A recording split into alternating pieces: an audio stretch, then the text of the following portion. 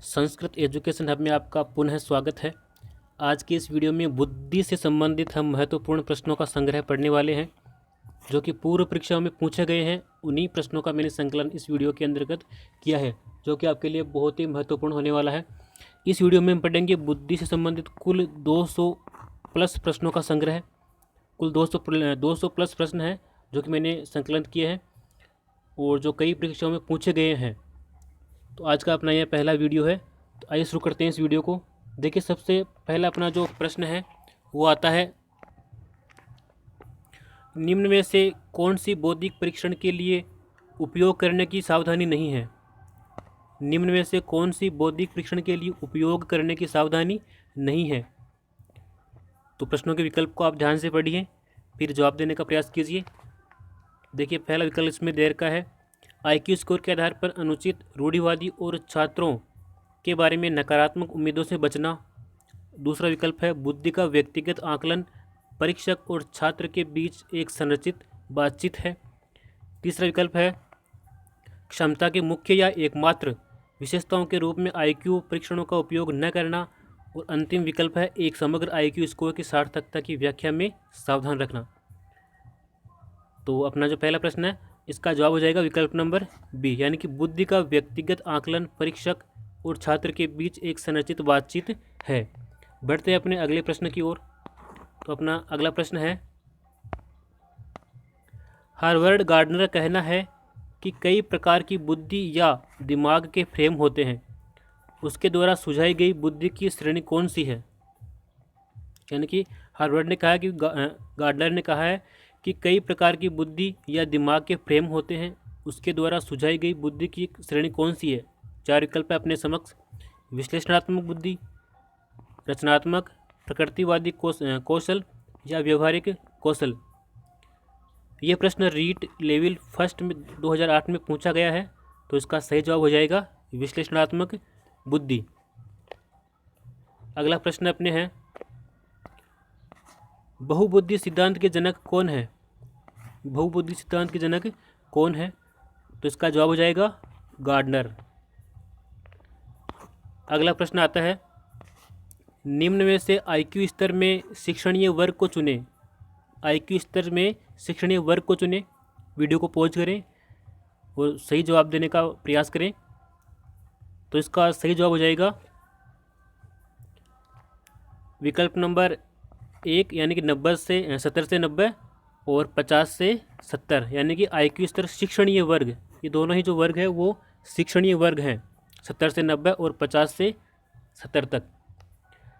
अगला प्रश्न है, प्रश्न नंबर 5 है, यदि पूनम की कालानुक्रमिक उम्र तथा मानसिक उम्र 9 साल है तो उसकी बुद्धि लब्धि का वर्ग हो सकता है। रीट लेवल सेकंड 2008 में पूछा गया प्रश्न है। आज के इस वीडियो में सभी प्रश्न पहले परीक्षाओं में पूछे गए हैं, उन्हीं प्रश्नों का संकलन इस वीडियो में है। अगर आपको पसंद आए तो चैनल को लाइक, शेयर और सब्सक्राइब जरूर करें। तो इसका सही जवाब हो जाएगा विकल्प नंबर सी, औसत बुद्धि।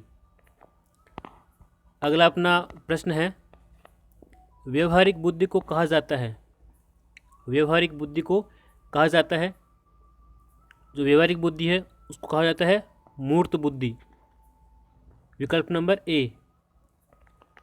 अगला अपना प्रश्न है, बुद्धि के त्रिआयामी सिद्धांत के अनुसार बुद्धि के कारकों की संख्या है।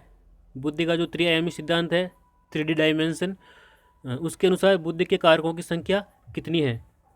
देखिए, इसका सही जवाब हो जाएगा विकल्प नंबर डी, यानी कि 120। अगला प्रश्न आता है अपने प्रश्न नंबर 8, परिवेश की वस्तु जिसे प्राणी प्राप्त करने का प्रयास करता है कही जाती है।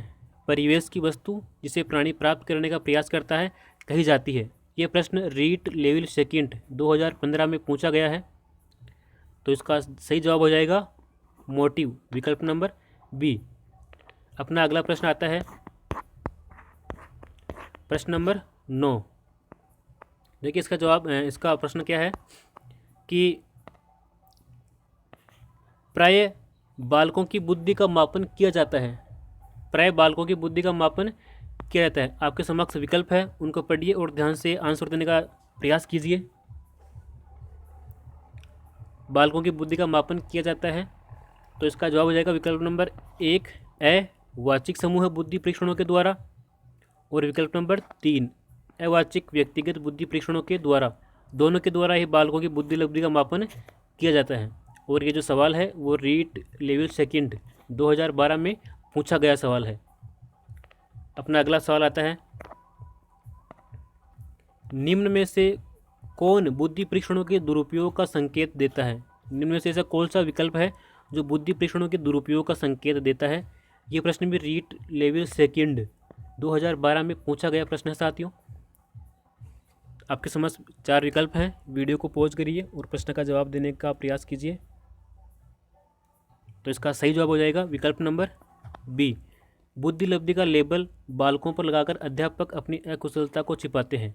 ये इसका मतलब दुरुपयोग है बुद्धि परीक्षणों का, कि बुद्धि लब्धि का लेबल लगाकर बालकों पर अध्यापक जो है अपनी अकुशलता को छिपाते हैं।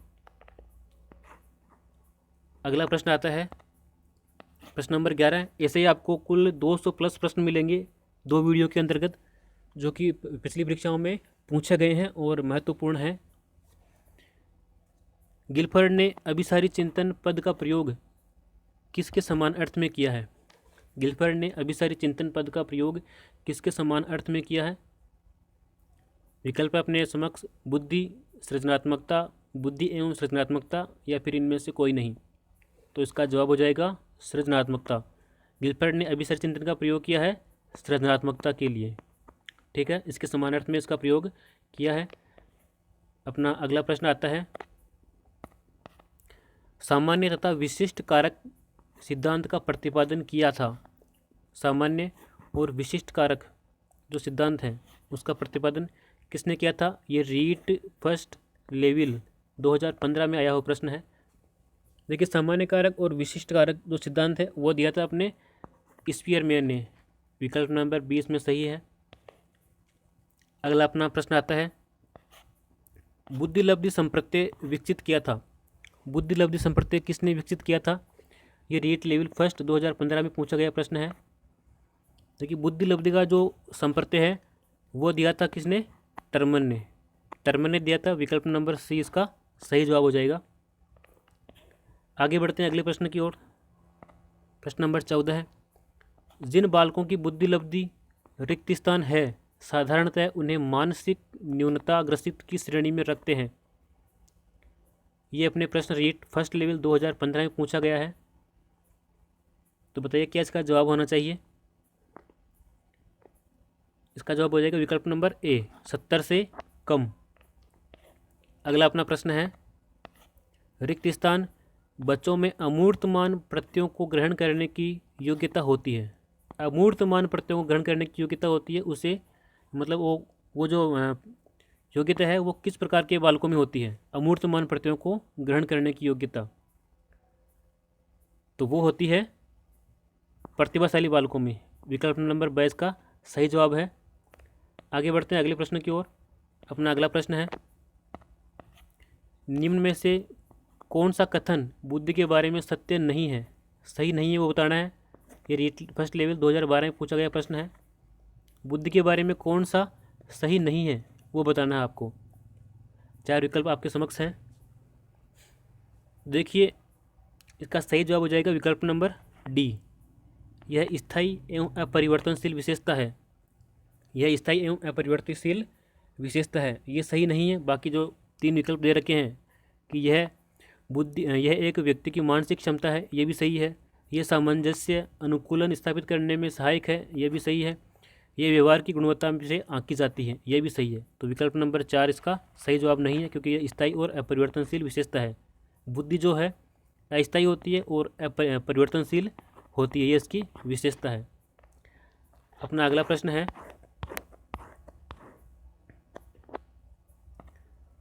सत्रह नंबर, अंतर्व्यक्तिक बुद्धि को प्रदर्शित करने वाला व्यवहार कौन सा है?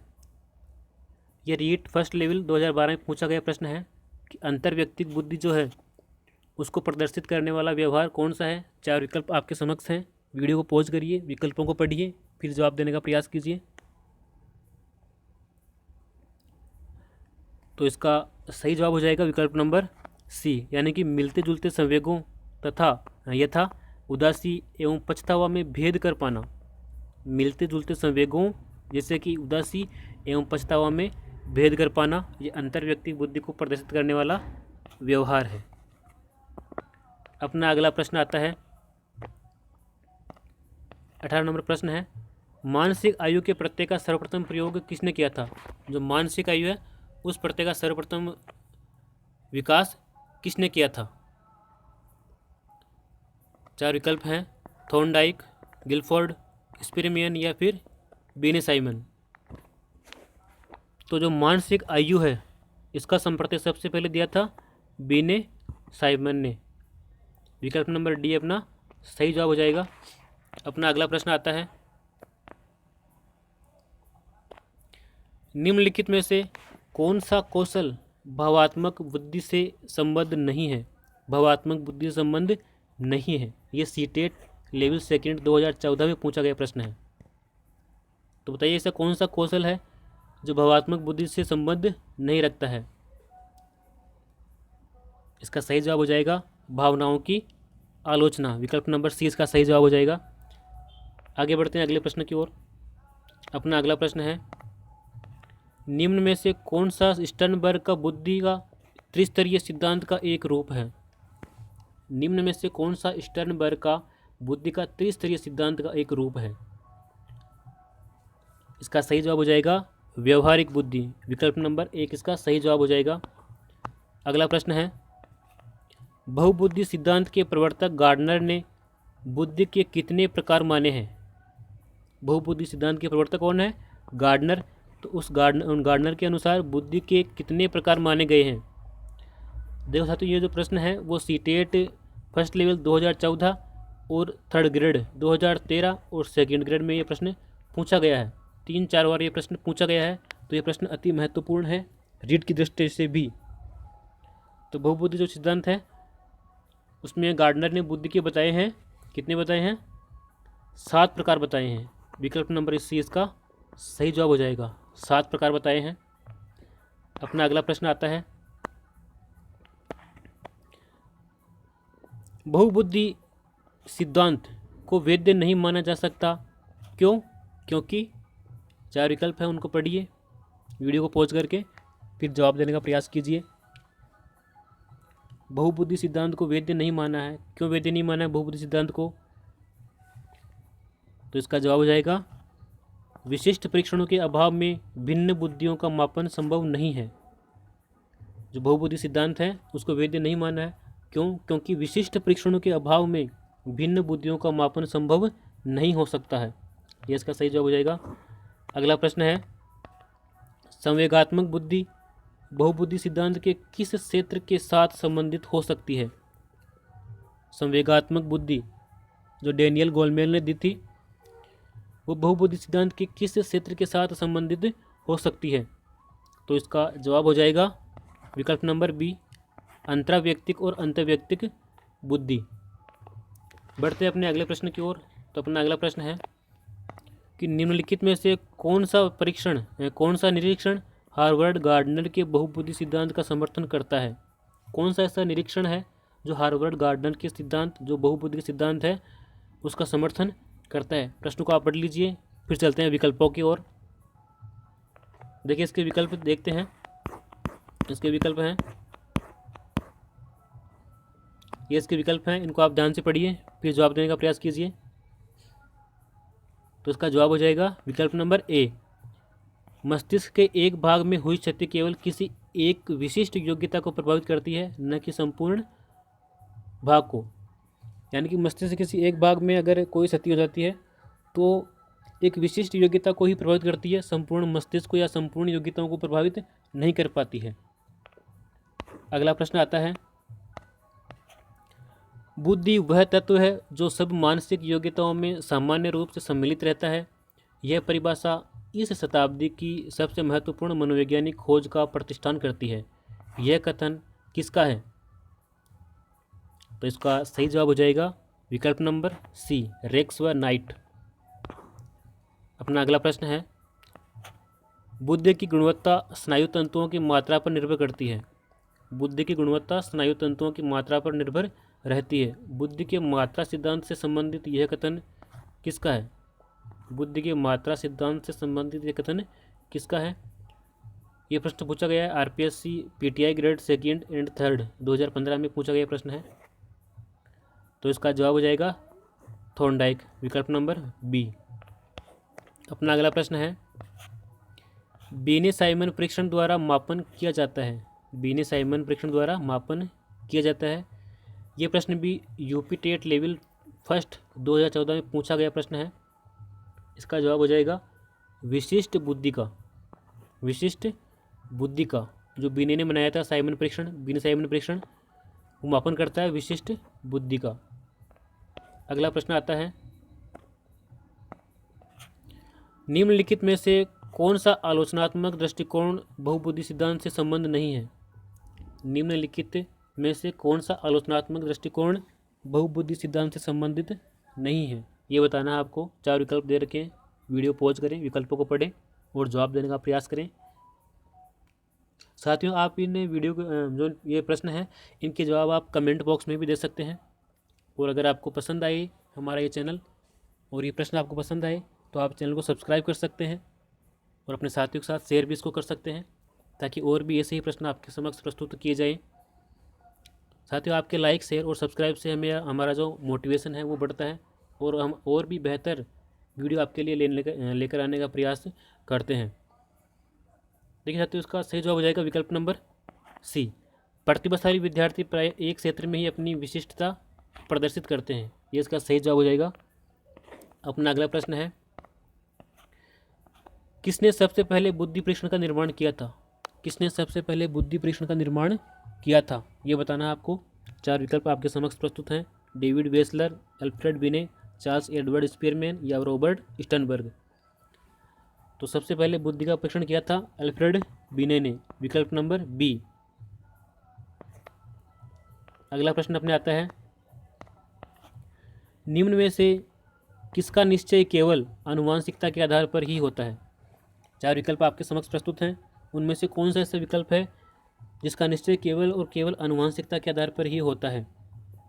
बुद्धि, लिंग या अगला अपना जो विकल्प है वो आता है व्यक्ति या ऊंचाई। तो इसका जवाब हो जाएगा विकल्प नंबर ए, यानी कि ये जो बुद्धि है, इस बुद्धि का ही जो निश्चय है वो केवल हम आनुवंशिकता के आधार पर ही कर सकते हैं। बुद्धि का निश्चय आनुवंशिकता के आधार पर ही होता है। अगला अपना प्रश्न आता है, गिलफर्ड के बुद्धि संबंधी मॉडल में निम्न में से कौन सा आयाम नहीं है?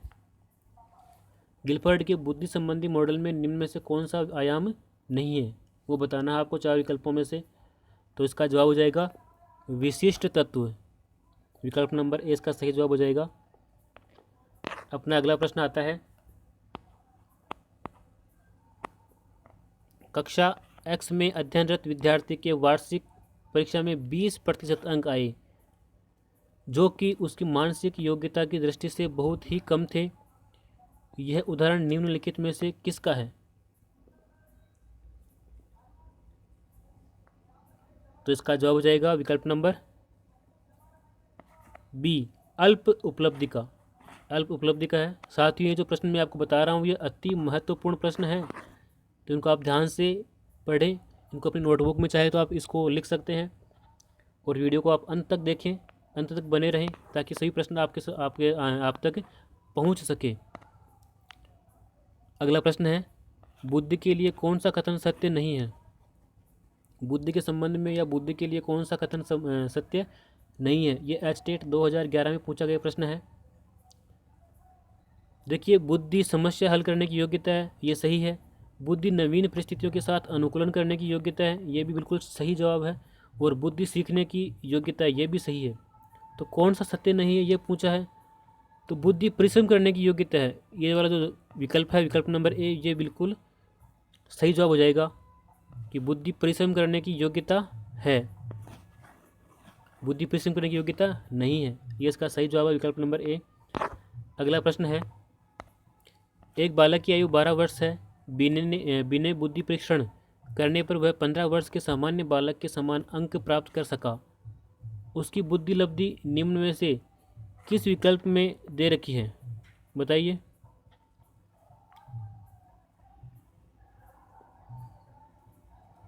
बालक की आयु 12 वर्ष है, तो इसका जवाब हो जाएगा विकल्प नंबर ए 125।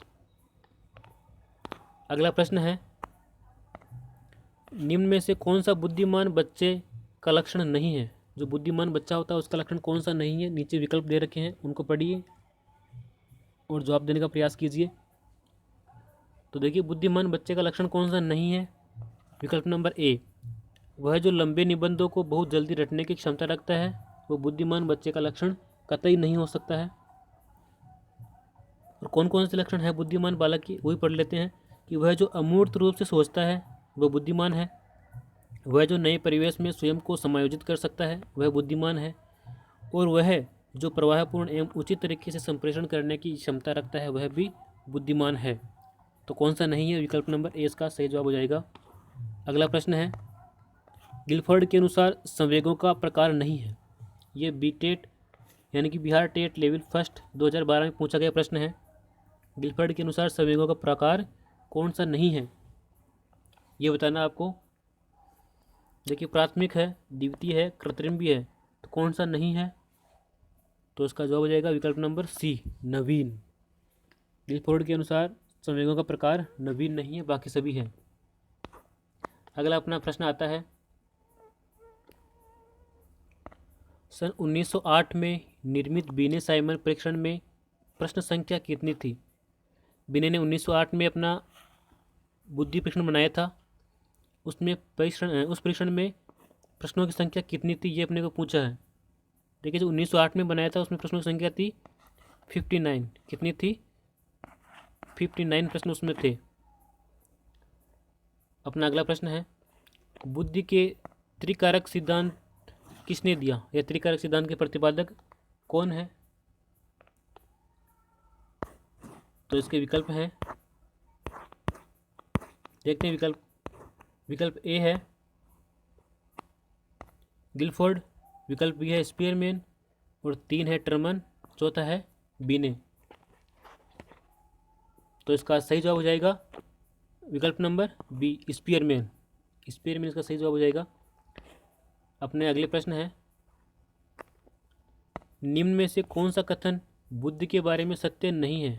बुद्धि के बारे में सत्य नहीं है, वो कथन कौन सा है? ये आरटीट लेवल फर्स्ट 2012 में पूछा गया प्रश्न है। तो कौन सा कथन बुद्धि के बारे में सत्य नहीं है?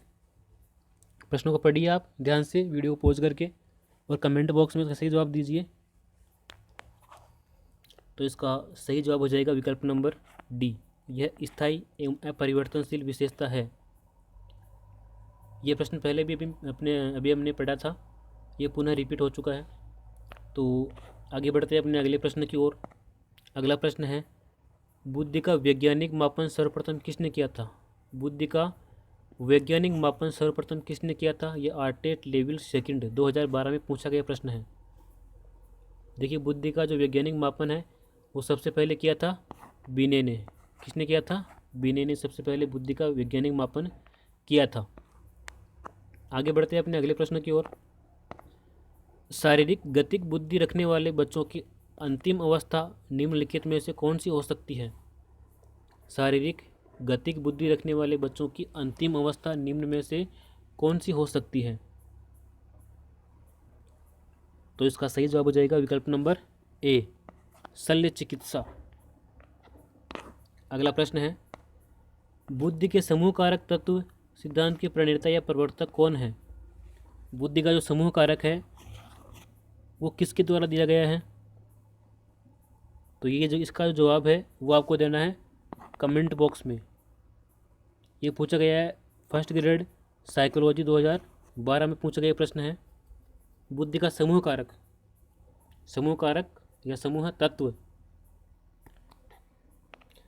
अपना अगला प्रश्न है, कौन सा तत्व भावनात्मक संवेगात्मक बुद्धि का तत्व नहीं है? कौन सा ऐसा तत्व है जो भावनात्मक या संवेगात्मक बुद्धि का तत्व नहीं है? ये फर्स्ट ग्रेड इंग्लिश 2012 में पूछा गया प्रश्न है। तो इसका जवाब हो जाएगा सहानुभूति, विकल्प नंबर सी। अपना अगला प्रश्न है, निम्न में से भविष्य कथन में अधिक मददगार है, भविष्य कथन में अधिक मददगार है। चार विकल्प आपके समक्ष। तो सबसे अधिक भविष्य कथन में मददगार क्या होती है? बुद्धि होती है, विकल्प नंबर ए इसका सही जवाब है। अगला प्रश्न है, थर्स्टन का बुद्धि सिद्धांत जाना जाता है। थर्स्टन ने एक बुद्धि का सिद्धांत दिया था, उसको किस नाम से अपन जानते हैं? एक कारक सिद्धांत, द्विकारक सिद्धांत, बहुकारक सिद्धांत या समूह कारक सिद्धांत? तो इसका सही जवाब हो जाएगा समूह कारक। और ये कब दिया था? 1938 में दिया था। सन भी आप साथ साथ याद रखें। थर्स्टन ने समूह कारक दिया था 1938 में। अगला अपना प्रश्न है, बुद्ध के पदानुक्रम महत्व के सिद्धांत का प्रतिपादन किसने किया? बुद्ध के पदानुक्रम महत्व का प्रतिपादन या सिद्धांत का जो प्रतिपादन है वो किसने किया था? पदानुक्रम, तो इसका जवाब हो जाएगा बर्ट और वर्नन ने। बर्ट वर्नन ने दिया था बुद्ध का पदानुक्रम सिद्धांत। अपना अगला 45 नंबर प्रश्न है, स्पीयरमैन के अनुसार बुद्धि का बढ़ना किस आयु में आकर रुक जाता है? स्पीयरमैन के अनुसार बुद्धि का बढ़ना किस आयु में आकर रुक जाता है? ये 3rd ग्रेड 2013 में पूछा गया प्रश्न है। देखिए, स्पीयरमैन के अनुसार बुद्धि जो है वो लगभग 16 वर्ष की अवस्था में आकर रुक जाती है। जो बुद्धि का जो बढ़ना है, जो बुद्धि का जो आकार है वो 16 वर्ष में आकर के रुक जाता है। अपना अगला प्रश्न आता है, निम्न में से कौन सा कारक समस्या समाधान में बाधक हो सकता है? कौन सा ऐसा कारक है जो समस्या समाधान में बाधक हो सकता है? तो इसका सही जवाब हो जाएगा विकल्प नंबर सी, मानसिक वृत्ति। मानसिक वृत्ति जो है वो समस्या समाधान में बाधक हो सकता है। अगला प्रश्न आता है, एक बालक जिसकी दृश्य संसार का शुद्धता से प्रत्याशित करने की क्षमता अधिक है वह उच्च होगा। एक बालक जिसकी दृश्य संसार का शुद्धता से प्रत्याशित करने की क्षमता अधिक है वह उच्च होगा। किस बुद्धि में उच्च होगा? तो इसका जवाब हो जाएगा स्थानीय बुद्धि। स्थानीय बुद्धि पर वह उच्च होगा। अगला प्रश्न है, निम्न में से कौन सी प्रेक्षण विधि में प्रेक्षणकर्ता प्रेषित व्यक्तियों के समूह का सदस्य बन जाता है? निम्न में से कौन सी प्रेक्षण विधि में प्रेक्षणकर्ता प्रेषित व्यक्तियों के समूह का सदस्य बन जाता है? तो इसका जवाब हो जाएगा प्रतिभागी विधि। प्रतिभागी ही वो विधि है जिसमें प्रेक्षणकर्ता व्यक्तियों के समूह का सदस्य बन जाता है। अपना अगला प्रश्न है, एक सफल इंटीरियर डिजाइनर में किस तरह की बुद्धि की प्रबलशीलता होती है? एक सफल इंटीरियर डिजाइन में किस तरह की बुद्धि की प्रबलशीलता होती है? तो इंटीरियर डिजाइन है, उसमें कल्पना है, कल्पना करके वो डिजाइन करता है, तो कल्पना आती है अपने अमूर्त बुद्धि में। विकल्प नंबर ए इसका सही जवाब हो जाएगा, अमूर्त बुद्धि। अपना आज का अंतिम प्रश्न है प्रश्न नंबर 50, बुद्धि विषय में आधुनिक अवधारणा है। ये 3rd ग्रेड 2013 में पूछा गया प्रश्न है। बुद्धि विषय में आधुनिक अवधारणा है। विकल्पों को पढ़िए और जवाब देने का प्रयास कीजिए। तो इसका सही जवाब हो जाएगा विकल्प नंबर सी, जीवन की समस्याओं को हल करने का गुण। आधुनिक अवधारणा क्या है बुद्धि के विषय में? जीवन की समस्याओं को हल करने का गुण। तो साथियों, आज की वीडियो में 50 प्रश्न ही है। आगे के जो प्रश्न हैं 51 से लेकर के 100 तक वो हम नेक्स्ट वीडियो में पढ़ेंगे, भाग 2 में, बुद्धि भाग 2।